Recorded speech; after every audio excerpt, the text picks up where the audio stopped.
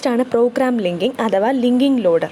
Okay, നമ്മൾ ഈ linking ലോഡറിൽ എന്താ ചെയ്യുന്നതെന്ന് വെച്ചാൽ നമുക്ക് ലോഡ് ടൈമിൽ എന്ന് വെച്ചാൽ ലോഡർ ഈ ടൈപ്പ് ഓഫ് ലോഡർ ചെയ്യുന്നതെന്ന് വെച്ചാൽ ലിങ്കിങ്, റീലൊക്കേഷൻ, അതേസമയം ലോഡിങ്, ഈ എല്ലാ പ്രോസസ്സും ഈ ലിങ്കർ ലോഡർ ചെയ്യും. ഓക്കെ, അപ്പം നമ്മളിങ്ങനെ 3-4 ലോഡേഴ്സ് ഇങ്ങനെ പഠിച്ചല്ലോ. അപ്പോൾ അതിനകത്ത് ഓരോന്നിൻ്റെ ഡിസഡ്വാൻറ്റേജ് ഇങ്ങനെ ഓവർകം ചെയ്താണ് ഈ ലിങ്കിങ് ലോഡറിനകത്ത് നമ്മൾ പഠിക്കുന്നത്. അപ്പോൾ ലിങ്കിങ് ലോഡർ എന്താ ചെയ്യുന്നത്? ലിങ്ക് ചെയ്യുന്നു, റീലൊക്കേഷൻ ചെയ്യുന്നു, അതേസമയത്ത് ലോഡിങ് ചെയ്യുന്നു. ഈ 3 പ്രോസസ്സുകൾ ഒന്നിച്ച് പെർഫോം ചെയ്യുന്ന ടൈപ്പ് ഓഫ് ലോഡറാണ് ലിങ്കിങ് ലോഡർ എന്ന് പറയുന്നത്. ഓക്കെ, അപ്പം എങ്ങനെയാണ് ലിങ്ക് ചെയ്യുന്നത്? ഇപ്പോൾ റീലൊക്കേഷൻ നമ്മൾ പഠിച്ചു, അതേപോലെ ലോഡിങ്ങും നമുക്കറിയാം. ഓക്കെ, ഇപ്പോൾ ഈ 2 പ്രോസസ്സ് കൂടാതെ ഇവിടെ അഡീഷണൽ ആയിട്ട് എന്ത് വരുന്നത്? ലിങ്കിങ് വരുന്നത്. എങ്ങനെയാണ് ലിങ്കിങ് ചെയ്യുന്നത്? നമ്മൾ കൺട്രോൾ സെഷൻസ് പഠിച്ച സമയത്ത് പറയുന്നുണ്ടായിരുന്നു, നമുക്ക് ഓരോ സെക്ഷൻ ഓഫ് മൊഡ്യൂൾസിനെ നമ്മൾ പാർട്സ് ആയിട്ട് ഓരോ കൺട്രോൾ സെക്ഷൻസ് ആയിട്ടാണ് മാറ്റുന്നത്. ഓക്കെ, അപ്പം ഒരു പ്രോഗ്രാമിനകത്ത് ഡിഫറെൻറ്റ് കൺട്രോൾ സെഷൻസ് കാണും. അപ്പം ഇതിനെ പല സ്ഥലത്തായിട്ടാണ് ഡിഫൈൻ ചെയ്ത് വെച്ചേക്കുന്നത്. അപ്പം ഇത് ക്യാൻ ബി ഡിഫൈൻ. ഇപ്പോൾ ഒരു പ്രോഗ്രാമിൽ എന്തെങ്കിലും ഒരു സബ് റൊട്ടീനെ വേറെ ഒരു പ്രോഗ്രാമിൽ റീഡ് ചെയ്യാം, അല്ലെങ്കിൽ വേറെ ഏതെങ്കിലും പ്രോഗ്രാമിൻ്റെ നമുക്ക് ഏതെങ്കിലും പോർഷൻ വേണമെങ്കിൽ അതിൽ നിന്ന് നമുക്ക് അതിനെ എടുക്കാനും പറ്റും. അപ്പം അങ്ങനെ എടുക്കുമ്പോൾ ആ ലിങ്കിങ് എന്ന് വെച്ചാൽ എങ്ങനെയാണ് അത് ലിങ്ക് ചെയ്യുന്നത്? അപ്പം ഇവിടെ ഈ പ്രോഗ്രാം ഇങ്ങനെ റൺ ചെയ്യുന്ന സമയത്ത് ഇതിന് വേണമെങ്കിൽ ഇവിടുന്ന് ഏതെങ്കിലും ഒരു സെഷൻ ഓഫ് കോഡ് അല്ലെങ്കിൽ സെഷൻ ഓഫ് കൺട്രോൾ സെഷനെ എടുത്ത് എനിക്കിവിടെ യൂസ് ചെയ്യാം. ഓക്കെ, അപ്പം ഇങ്ങനെ നമ്മൾ കോഡ് എഴുതുകയാണെങ്കിൽ അങ്ങനെ ചെയ്യുമ്പോൾ ഇങ്ങനെ വേറെ ഒരു പ്രോസസ്സിൽ നിന്ന് എടുക്കാൻ വരുന്ന ആ ഒരു കൺസെപ്റ്റിനെയാണ് ആക്ച്വലി ലിങ്കിങ് എന്ന് പറയുന്നത്. ഓക്കെ, അപ്പം ലോഡിങ്ങിൻ്റെ സമയത്തും ലിങ്കിങ് സമയത്തും രണ്ടും നടക്കുന്ന ലോഡ് ടൈമിൽ തന്നെ. അപ്പം എവിടൊക്കെ കൺട്രോൾ സെഷൻസ് ഉണ്ടോ, എവിടൊക്കെ അതിൻ്റെ എക്സ്റ്റേണൽ സിംബൽസ് ഉണ്ടോ, ഡെഫിനിഷൻസ് ഉണ്ടോ, അതിനെയെല്ലാം ലിങ്ക് ചെയ്തിട്ട് അത് ഒറ്റ സെക്ഷൻ ഓഫ് കോഡ് ആക്കിയിട്ടായിരിക്കും നമ്മൾ ലോഡ് ചെയ്യുന്നത്. അപ്പോൾ ഈ എല്ലാ ജോലിയും ആരാണ് ചെയ്യുന്നത്? ലിങ്കിങ് ലോഡറാണ് ചെയ്യുന്നത്. ഓക്കെ, സോ എക്സ്റ്റേണൽ സിംബൽസ് അഥവാ എക്സ്റ്റേണൽ റെഫറൻസ് ഓഫ് കോഡ്സുകളെ നമ്മൾ എന്ത് ചെയ്യുന്നു?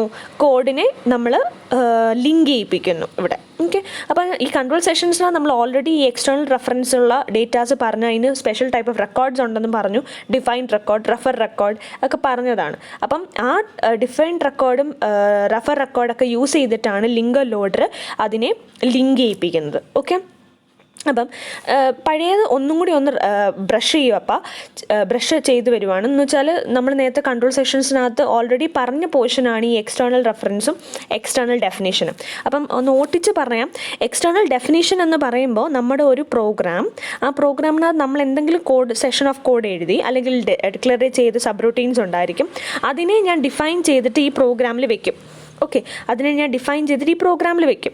ഇതിനെ വേറെ ആരെങ്കിലും ആയിരിക്കും, വേറെ ഏതെങ്കിലും പ്രോഗ്രാംസുകാർക്ക് ആവശ്യമുണ്ട്. അപ്പോൾ അവരെന്ത് ചെയ്യുന്നു? ഈ പ്രോഗ്രാം ഈ റെഫറൻസ് കോഡ്, ഈ സെക്ഷൻ ഓഫ് കോഡിനെ ഇവിടെ യൂസ് ചെയ്യുവാണെങ്കിൽ അപ്പോൾ അതിനെയാണ് നമ്മൾ എക്സ്റ്റേണൽ ഡെഫിനിഷൻ അല്ലെങ്കിൽ അഥവാ എക്സ്റ്റേണൽ EXTDEF എന്ന് പറയുന്നത്. ഓക്കെ, അപ്പം സംഭവം എന്ന് പറഞ്ഞാൽ external definition statement is A control session name symbols called external symbols that are defined in one control session and may be used by other sessions. മറ്റ് ഏതെങ്കിലും സെഷൻസിന് ഇതിനെ യൂസ് ചെയ്യാൻ പറ്റും. ഓക്കെ, അപ്പം അങ്ങനെ യൂസ് ചെയ്യുമ്പോൾ ആ പെർട്ടിക്കുലർ ഇവിടെ ആ സിംബൽസിനെ പറയുന്ന പേരാണ് എക്സ്റ്റേണൽ സിംബൽസ് അല്ലെങ്കിൽ എക്സ്റ്റേണൽ ഡെഫിനിഷൻ. കാരണം ഇതിനെ ഡിഫൈൻ ചെയ്തത് ഈ കൺട്രോൾ സെക്ഷനിൽ തന്നെയാണ്. ഓക്കെ, ഈ കൺട്രോൾ സെഷനിൽ തന്നെയാണ് അതിനെ ഡിഫൈൻ ചെയ്തേക്കുന്നത്. അപ്പോൾ ആ പെർട്ടിക്കുലർ കൺട്രോൾ സെഷനിൽ തന്നെയാണ് എങ്കിൽ നമ്മൾ അതിന് എക്സ്റ്റേണൽ ഡെഫിനേഷൻ എന്നാണ് പറയുന്നത്. എന്നാൽ എക്സ്റ്റേണൽ റെഫറൻസ് എന്ന് പറയുന്നത് എന്താണ്? These are the statement or name of symbols that means external reference statements are the name symbols used in one control session and are defined elsewhere.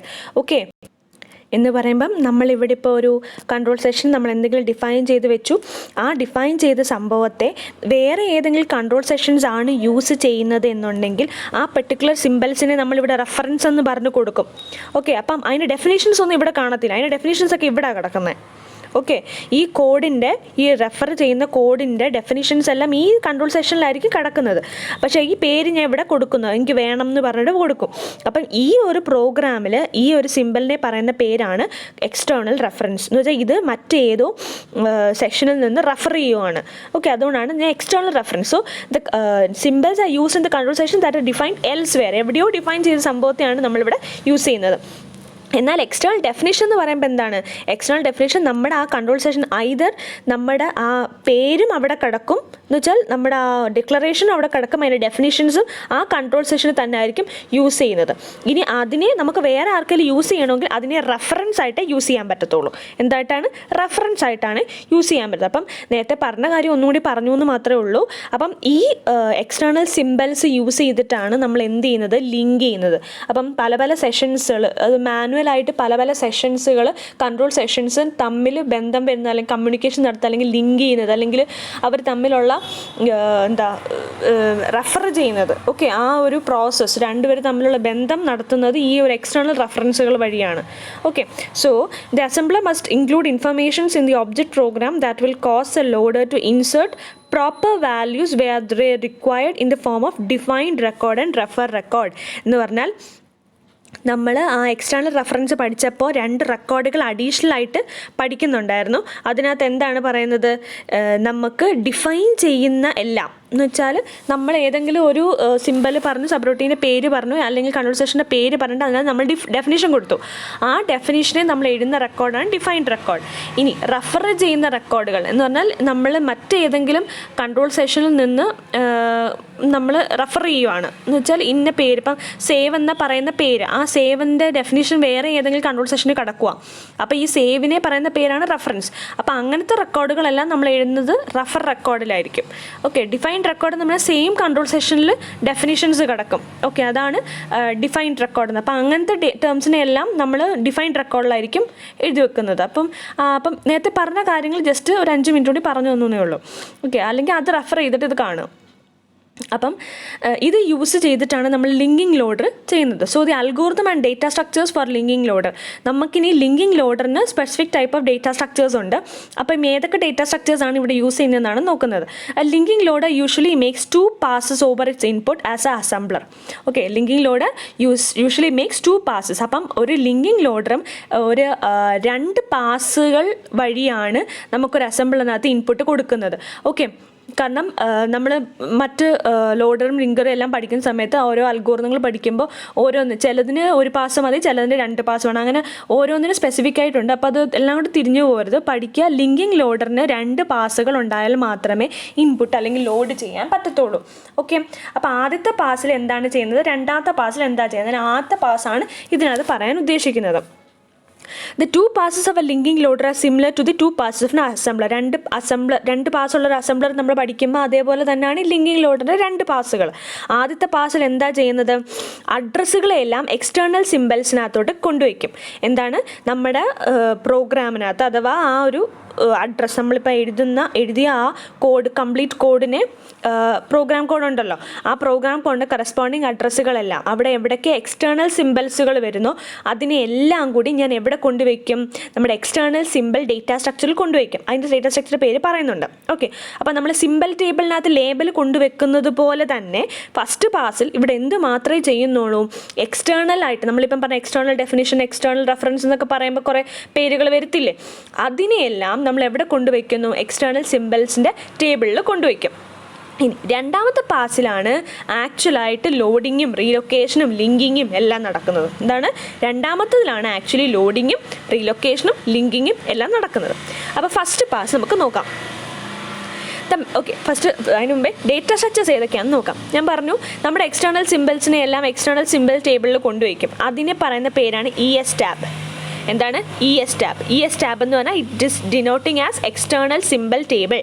Okay, this table is called as similar to the symbol table.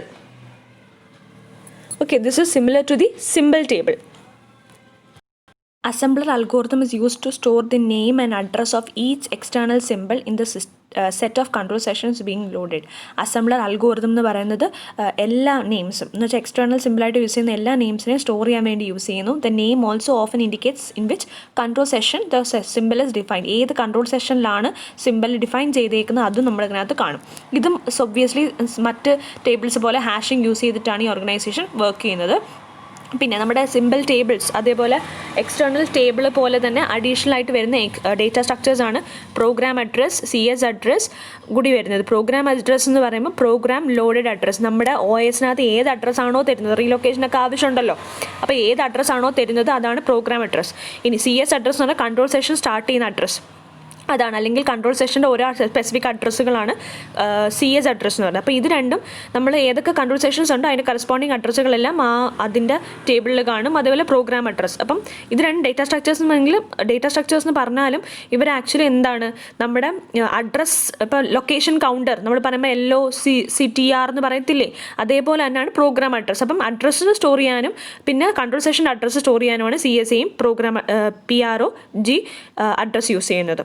Okay, അപ്പം CSA ആണ് contains starting address of the control section, മറ്റേത് beginning address of the memory. Okay, അപ്പം data structures ഏതൊക്കെയാണ്? ES tab, program address, CS address. Okay, അപ്പം അതിനകത്ത് എന്തൊക്കെ, ES ടാബിനകത്ത് അതിൻ്റെ name ഉണ്ടായിരിക്കും, അതിൻ്റെ അഡ്രസ്സ് കാണും, ഏത് കൺട്രോൾ സെഷനിലാണ് ഡിഫൈൻ ചെയ്തേക്കുന്നത് അതും കാണും.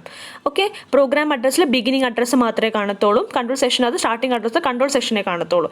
പിന്നെ അതുകൂടാതെ ഒരെണ്ണോടെ ഉണ്ട് CS ലെങ്ത്, അപ്പം കൺട്രോൾ സെഷൻ്റെ എത്ര ലെങ്ത് ഉണ്ട് അതും കൂടി ഇതിനകത്ത് കാണും. ഓക്കെ, ഇനി വൺ പാസ് അസംബ്ലർ, നമ്മുടെ one pass assembler means loader അസംബ്ലറിൻ്റെ വീഡിയോ അടുത്തതായിട്ട് ഞാൻ പിന്നെ തരാം. ഓക്കെ.